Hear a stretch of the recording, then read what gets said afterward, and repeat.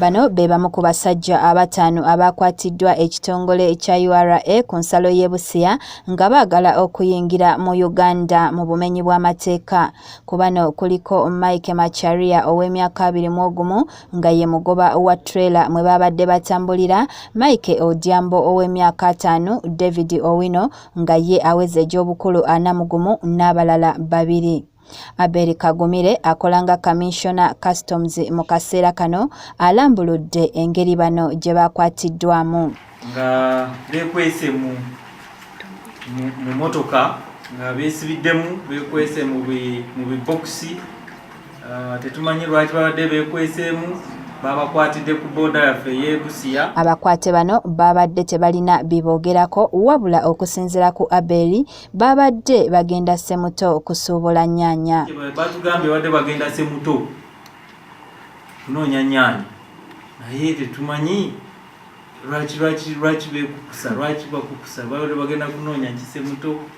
Bwetyo URA ekakasizza nga abakwate bwegenda okubakwasa ebitongole ebikuuma ddembe byongere okubanoonyerezaako okumanya ekituufu ekyabadde kibeekwesa mu bibokisi okwagala okuyingira kuno. URA bwekyesiimye gavumenti olw'okubawa sikaana ezisobola okuzuula abamenyi b'amateeka ssaako ebyamaguzi ebibeera bikukusibwa.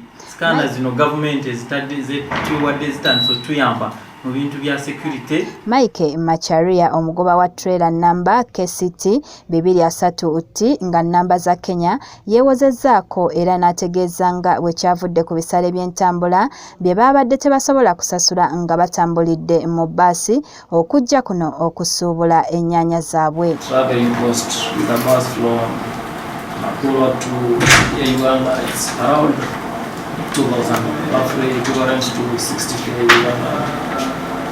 And the work these owners here and the work which they are going to do, they are going to use tomatoes.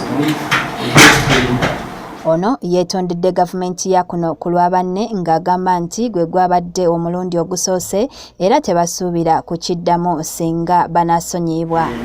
First time in Busia there, so we didn't know about the scam but I'm leaving. Okusinziira ku URA bafiirwa ensimbi eziri mu buwumbi 3 mu kukukusa ebyamaguzi wabula kyo eky'abantu babadde tebakifunangako.